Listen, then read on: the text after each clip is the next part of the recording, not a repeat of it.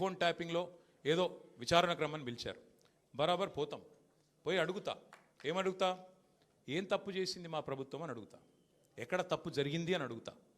ఇవాళ వారు సమాధానాలు చెప్పాలి నాకు. గత 2 ఏళ్లుగా ఈ ఫోన్ ట్యాపింగ్ పేరిట ఒక డైలీ సీరియల్ మాదిరిగా, అంతులేని కథ మాదిరిగా లీకుల రూపంలో ఏదైతే మా వ్యక్తిత్వ హననం జరుగుతుందో దానికి బాధ్యులు ఎవరు అని అడుగుతా. ఎవరో హీరోయిన్ల ఫోన్లు ట్యాప్ అయినాయని మీరే ఒక 2 నెలలు నడిపిస్తారు డ్రామా. పోలీసు వాళ్ళు, కాంగ్రెస్ పార్టీ వాళ్ళు మీరే లీకులు ఇస్తారు, మీరే రాయిస్తారు, మీరే మళ్ళీ మీదికి వెళ్ళి మా వ్యక్తిత్వ హననం చేసే ప్రయత్నం చేస్తారు. ఇక వీళ్ళని బెదిరించిందట, వాళ్ళని బెదిరించిందట అని మీరే రాపిస్తారు 2 నెలలు. మళ్ళీ 3వ నెలలో మీరే రాపిస్తారు. ఏ హీరోయిన్ల ఫోన్ ట్యాప్ కాలేదు, ఎవరిది కాలేదు, అంతా బోగస్, ఇన్ని రోజులు మేము చెప్పిందంతా తూచ్ అని చెప్పి మళ్ళీ మీరే రాయిస్తారు. మరి నా పరువుకి, నా ప్రతిష్టకు కలిగిన నష్టానికి ఎవడు బాధ్యుడు? రేవంత్ రెడ్డి బాధ్యుడా? ఈ లీకులు ఇచ్చిన పోలీసు వాళ్ళు బాధ్యులా? రాసిన మీడియా వాళ్ళు బాధ్యులా? నేను అడుగుతా. అట్లా ఇంకో మాట కూడా నేను అడుగుతా. ఈరోజు ఇవాళ మీరు ఏ అధికారి అయినా, ఈ రాష్ట్రంలో పోలీస్ అధికారి ఈరోజు రాష్ట్రంలో ఫోన్లు ట్యాప్ జరగడం లేదు అని చెప్తాడా? ముందుకొచ్చి మీ కెమెరా ముందుకొచ్చి చెప్పే ఒక్క పోలీసుడు ఉన్నాడా? డీజీపీ శివధర్ రెడ్డి ముందుకు వస్తాడా? ఐజీ ఇంటెలిజెన్స్ ముందుకు వస్తాడా? కమిషనర్ సజ్జరాన్ ముందుకు వస్తాడా? వాళ్ళకి తెలుసు, పోలీసు వాళ్ళకు. భారతదేశంలో స్వాతంత్రం వచ్చిన తర్వాత ఆనాటి నుంచి ఈనాటి వరకు, నెహ్రూ గారి టైం నుంచి ఈరోజు మోడీ గారి టైం దాకా గూఢాచారి వ్యవస్థలు ఎప్పటికప్పుడు పనిచేస్తూనే ఉంటాయి. గూఢాచారి వ్యవస్థ ఎందుకు పనిచేస్తుంది? పోలీస్ నిఘా వ్యవస్థ ఎందుకు పనిచేస్తుంది? ఎవరన్నా ప్రభుత్వాలను అస్థిరపరిచే కుట్ర చేసినా, దేశంలో శాంతి భద్రతల సమస్య తలెత్తే విధంగా వ్యవహారం చేసినా, లా అండ్ ఆర్డర్ ఇష్యూ వచ్చే విధంగా ఏమైనా అపభ్రష్టపు పనులు చేసినా వాటిని నిరోధించడానికి డెఫినెట్గా పోలీస్ వ్యవస్థ తన పని తాను చేసుకుంటూ పోతుంది. 2015లో మన తెలంగాణ రాష్ట్రం ఏర్పడ్డ తొలినాళ్లలో మా ఎమ్మెల్యే గారిని ఒకరిని కొనడానికి ఒక దొంగ 50 లక్షల రూపాయల బ్యాగ్తో వచ్చి దొరికిండు. దొరికిన తర్వాత ఆ దొంగ మీద ఏమైనా నిఘా పెట్టిండ్రేమో పోలీసులు. మాకేం తెలుసు? మాకేం సంబంధం? పోలీసులు దొంగలు, వాళ్ళకు సంబంధం ఉంటుంది, మాకేం సంబంధం? మధ్యలో రాజకీయ నాయకత్వానికి. ఇవాళ వాస్తవం ఏంది? 2015లో ఏ దొంగనైతే దొరికిండో 50 లక్షల రూపాయలతో అడ్డంగా రాష్ట్రం మొత్తం చూస్తుండగా ఆ దొంగ ముఖ్యమంత్రి అయి కూర్చున్నాడు. ఆ దొంగకి ఏమనిపిస్తున్నది? మిగతా వాళ్ళు కూడా నా లెక్కనే రాజకీయ నాయకులందరూ దొంగ పనులు చేస్తారు, మిగతా వాళ్ళు కూడా నాలాగానే బురద అంటియాలి, వాళ్ళను బదనాం చేయాలి. అందుకే ఏం చేస్తున్నాడు? విచారణ పేరిట ఆదేశాలు జారీ చేస్తూ ఉన్నాడు. ఒక 3 రోజుల కిందట హరీష్ రావు గారు ఒక ప్రెస్ మీట్ పెట్టినారు తెలంగాణ భవన్లో. ఏమని మాట్లాడినారు?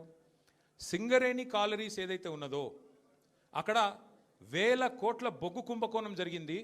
దానిలో ప్రధాన ముద్దాయి రేవంత్ రెడ్డి గారి బావమరిది సృజన్ రెడ్డి.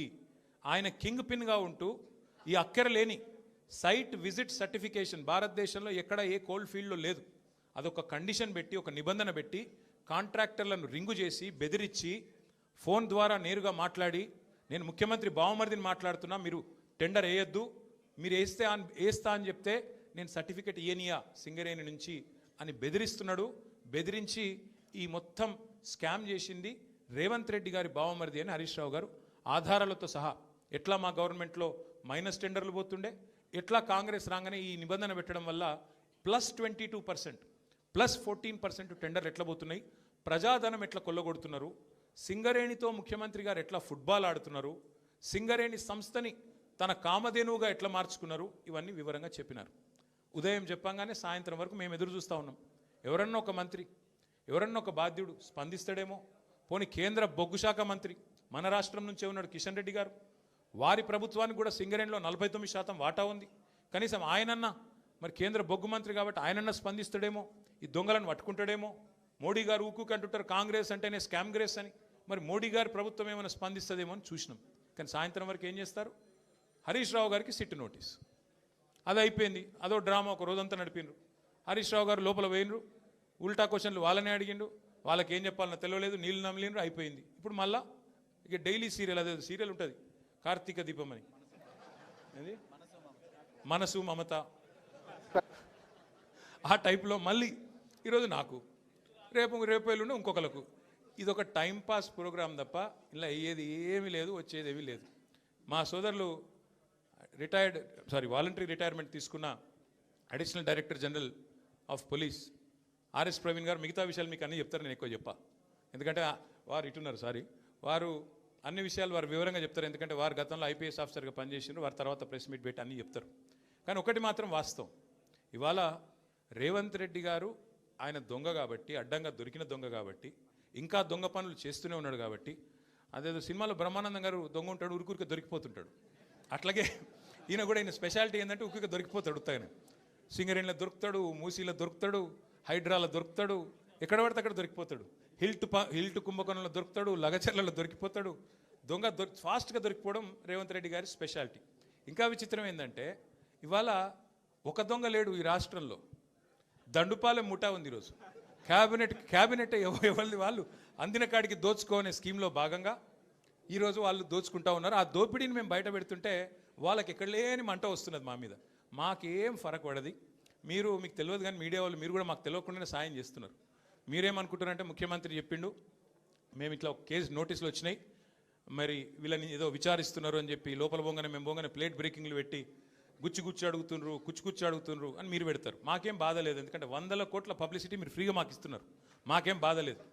తప్పు చేసినోడు భయపడతాడు, తప్పు చేయనోళ్ళు ఎవరికి భయపడాడు. రేవంత్ రెడ్డి కాదు, వాని జేజమ్మకు కూడా భయపడే సమస్య లేదు. ముమ్మాటికి ఒకటి మాత్రం పక్కా, ఈ కేసు ఇంతటితో మేము వదిలిపెట్టాం. నా క్యారెక్టర్ అసాసినేషన్కి బాధ్యులైన రేవంత్ రెడ్డిని ఆయన తొత్తులుగా పనిచేస్తున్న పోలీసులు కొంతమంది, అందరినీ కాదు, కొంతమంది పోలీసులు ఎవరైతే ఉన్నారో ఆయన తొత్తులుగా, ఆయన అడుగులకు మడుగులతో పనిచేస్తున్నారో వాళ్ళని నేను కూడా వదిలిపెట్టను. ఎందుకు వదిలిపెట్టను? ఎందుకంటే నా వ్యక్తిత్వాన్ని చేస్తూ ఉన్నారు. లేని లింకులు అంటగట్టి, లేని రంకులు అంటగట్టి, నాకు ఇష్టం ఉన్నట్టు ఎవరెవరో యాక్టర్లకు లింకులు పెట్టి చిల్లర రాజకీయం ఏదైతే చేస్తున్నారో ఈ విషయంలో నేను మాత్రం వదిలిపెట్టను. మీరేదో ఇవాళ ముఖ్యమంత్రి హార్వర్డ్కి పోయిండు, ఆడ వచ్చిరాని ఇంగ్లీష్లో ఏం నేర్చుకుంటుండో ఏం తెచ్చిండో కానీ ఆయన వచ్చే వరకు టైంపాస్ చేద్దాము అని చెప్పి మీరు డ్రామా చేస్తున్నారు, మాకు తెలుసు. ధారావాహికలాగా నడుపుతా ఉన్నారు, మాకేం ఇబ్బంది లేదు. మీరు ఎన్నిసార్లు పిలిచినా వస్తాం, ఎందుకంటే చట్టాన్ని గౌరవించే పౌరులం, తప్పకుండా వస్తాం. మేము తప్పు చేయలేదన్న మాటనే చెప్తాము. మీరు ఎన్ని రకాల డైవర్షన్ గేమ్లు ఆడినా మేము మాత్రం అర్జునుడి కన్ను ఎట్లయితే ఆనాడు తన గురి మీదనే ఉండనో అట్లే మా గురి మొత్తం కూడా ఈ ప్రభుత్వ అసమర్థత మీద,